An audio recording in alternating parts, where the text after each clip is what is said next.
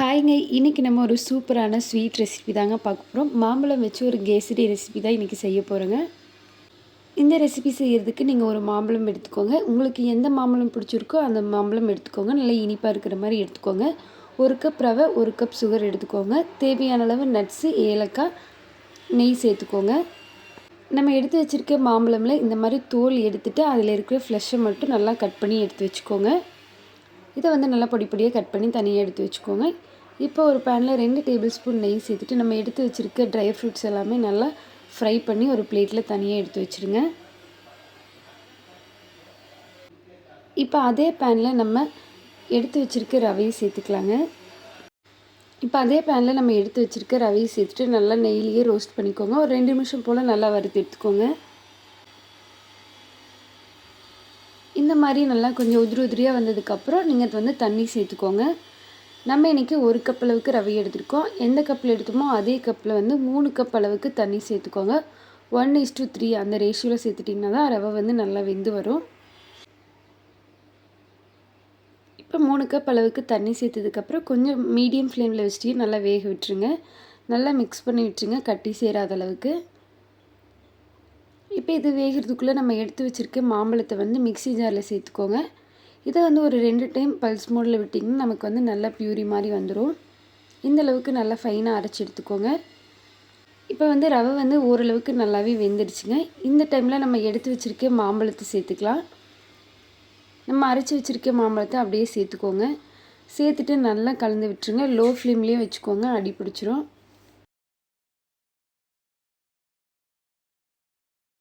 ஒரு நிமிஷம் போல் நல்லா கலக்கிட்டே இருங்க. அதுக்கப்புறம் நம்ம எடுத்து வச்சுருக்க சுகர் சேர்த்துக்கலாம். இப்போ நம்ம எடுத்து வச்சுருக்க சுகர் சேர்த்துக்கோங்க. நான் 1 கப் சுகர் சேர்த்துருக்கேன். உங்களுக்கு சுகர் கொஞ்சம் கம்மியாக வேணும் அப்படின்னா நீங்கள் 3/4 கப் அளவுக்கு சுகர் சேர்த்துட்டிங்கன்னா கரெக்டாக இருக்கும். சுகர் சேர்த்தது அப்படியே நமக்கு அந்த ரவை இலகி வரும். பார்த்திங்கன்னா எக்ஸ்ட்ரா நல்லா மெல்ட் ஆகிட்டே வரும். அதை அப்படியே கலந்து விட்டுட்டே இருங்க.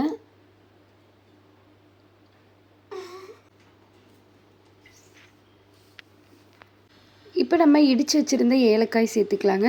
கூடவே 1 டேபிள் ஸ்பூன் அளவுக்கு நெய் சேர்த்துட்டு நல்லா மிக்ஸ் பண்ணி விட்டுருங்க.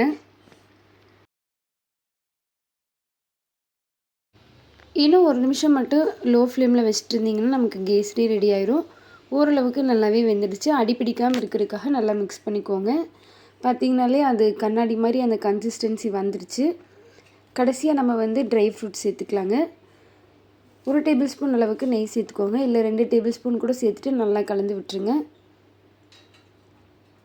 ட்ரை ஃப்ரூட்ஸ் எல்லாமே சேர்த்துட்டு நல்லா மிக்ஸ் பண்ணிக்கோங்க. அவ்வளோதாங்க, நமக்கு சூப்பரான மாம்பழ கேசரி ரெடி ஆயிடுச்சு. கண்டிப்பாக நீங்கள் இந்த மாம்பழ சீசன் முடிகிறதுக்குள்ளே இந்த கேசரியை ட்ரை பண்ணி பாருங்கள். ரொம்பவே சூப்பராக இருக்கும். குட்டீஸ்க்கெல்லாம் இந்த மாதிரி கொஞ்சம் டிஃப்ரெண்ட்டாக செஞ்சு கொடுத்தீங்கன்னா ரொம்பவே விரும்பி சாப்பிடுவாங்க.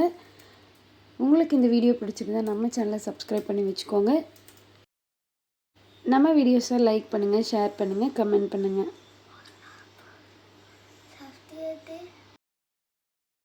ஹாய்ங்க. இன்றைக்கி நம்ம வீட்டில் இருக்கக்கூடிய 3 பொருள் வச்சு ஒரு சூப்பரான ஸ்வீட் தாங்க செய்ய போகிறோம். இது வாயில் வச்ச உடனே அப்படியே கரைஞ்சிட்டு போகும், அந்தளவுக்கு டேஸ்ட்டாக இருக்கும். தேவையான பொருள் என்னென்னு பார்க்கலாங்க. 200 கிராம் வெள்ளை ரவை எடுத்திருக்கேன். 250 கிராம் நாட்டு சர்க்கரை, தேவையான அளவு முந்திரி, திராட்சை, 5 ஏலக்காய்ங்க. இப்போ நம்ம ஒரு 3 டேபிள் ஸ்பூன் நெய் விட்டுட்டு முந்திரி, திராட்சை நல்லா வறுத்து எடுத்துக்கலாங்க. முந்திரி, திராட்சை வறுத்து எடுத்துகிட்டு அதே நெய்யில் நம்ம வெள்ளை ரவை சேர்த்துக்கலாங்க. வெள்ளை ரவை சேர்த்துட்டு நெய்லேயே நல்லா வறுத்து எடுத்துக்கலாங்க. ஏன்னா அப்போ தான் நமக்கு கட்டி சேராது. அந்த நெய்லேயே நல்லா வறுத்து வரும்போது நல்லா உதிரியாக வந்துடும். இப்போ நல்லா செவந்துருச்சுங்க. அந்த நெய் கூட சேர்ந்து நல்லா மணம் வர ஆரம்பிச்சிருச்சு. இதுதான் பக்குவம். இந்த டைமில் நம்ம எடுத்து வச்சுருக்க நாட்டு சர்க்கரை சேர்த்துக்கலாங்க. இப்போ சர்க்கரை சேர்த்ததுக்கப்புறம் நல்லா மிக்ஸ் பண்ணிகிட்டே இருங்க. ஒரு 2 நிமிஷம் மிக்ஸ் பண்ணிங்கன்னா நல்லா மிக்ஸ் ஆயிரும். அப்படியே சர்க்கரை லைட்டாக அப்படியே மெல்ட் ஆக ஆரம்பிக்கும். அந்த டைமில் நீங்கள் தண்ணி சேர்த்துக்கோங்க.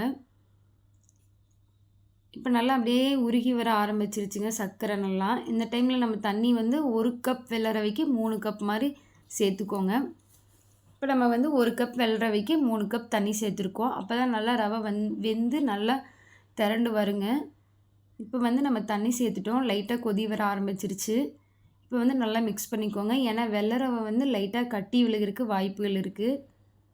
சர்க்கரையும் அப்படியே நல்லா கரைஞ்சிருங்க. இதில் நம்ம எந்த ஒரு கலரும் சேர்த்துல. நாட்டு சர்க்கரையோட கலர் தான் அப்படி இருக்குங்க. இது வந்து நம்ம எப்பயும் செய்யக்கூடிய கேசரிக்கு பதிலாக நம்ம இப்படி நாட்டு சர்க்கரை சேர்த்து செஞ்சுருக்கோம். இந்த ஸ்வீட் வந்து நீங்கள் 2 நாள் வச்சு சாப்பிட்டிங்கனாலும் கெடாது, திகட்டவும் திகட்டாது. இப்போ பார்த்தீங்கன்னா நல்லா சர்க்கரையெல்லாம் கரைஞ்சி வர ஆரம்பிச்சிருச்சுங்க. இப்போ பார்த்தீங்கன்னா பாதி வெந்துருச்சு ரவை. இந்த டைம் வந்து நம்ம நல்லா கைவிடாமல் கிளறிட்டே இருக்கணும். இப்போ நல்லா மிக்ஸ் பண்ணிகிட்டே இருந்தீங்கன்னா நல்லா வெந்துடும். இப்போ 3/4 பதம் வெந்துருச்சுங்க. இன்னும் ஒரு 5 நிமிஷம் வெந்துச்சுன்னா நமக்கு நல்ல ஸ்வீட் ரெடி. இப்போ பார்த்தீங்கன்னா நல்லாவே வெந்து வந்துடுச்சு. எடுத்து பார்க்கும்போது நல்லா ரிப்பன் ரிப்பனாக வருங்க. நமக்கு வடக்கல்ல அப்படியே ஒட்டாமல் வரும். நம்ம எடுத்து வச்சுருக்க முந்திரி, திராட்சை, ஏலக்காய் எல்லாம் சேர்த்து மிக்ஸ் பண்ணிக்கலாங்க. கடைசியாக நம்ம 2 டேபிள் ஸ்பூன் நெய் மட்டும் சேர்த்துக்கிறோம். ஆல்ரெடி 3 டேபிள் ஸ்பூன் சேர்த்து நம்ம ரவை வறுத்துருக்கோம். உங்களுக்கு தேவைப்பட்டால் இன்னும் கொஞ்சம் நெய் சேர்த்துக்கோங்க. நான் நெய் சேர்த்து நல்லா மிக்ஸ் பண்ணி விட்டுட்டு அடுப்பை ஆஃப் பண்ணிடுறேங்க. இப்போ வந்து நமக்கு சூடான கேசரி, நாட்டு சர்க்கரை போட்ட கேசரி ரெடிங்க. பார்த்தீங்களா நல்லா ஒட்டவே இல்லை. இதுதான் நல்ல பக்குவங்க. நீங்கள் கண்டிப்பாக இதை வீட்டில் ட்ரை பண்ணி சாப்பிட்டு பாருங்கள். நம்ம எப்பயும் செய்கிற கேசரி மாதிரி தான், ஆனால் நாட்டு சர்க்கரை சேர்த்துருக்குங்காட்டி நல்லா டேஸ்ட்டாகவே இருக்குங்க. நான் எடுத்து காட்டுறேன் பாருங்க. நல்லா கையில் அப்படியே ஒட்டாமல் அழகாக வரும். இதே மாதிரி தான் நீங்கள் வாயில் போட்டிங்கன்னா நல்லா கரைஞ்சிட்டு போகும். நல்லா டேஸ்ட்டாகவும் இருக்கும்.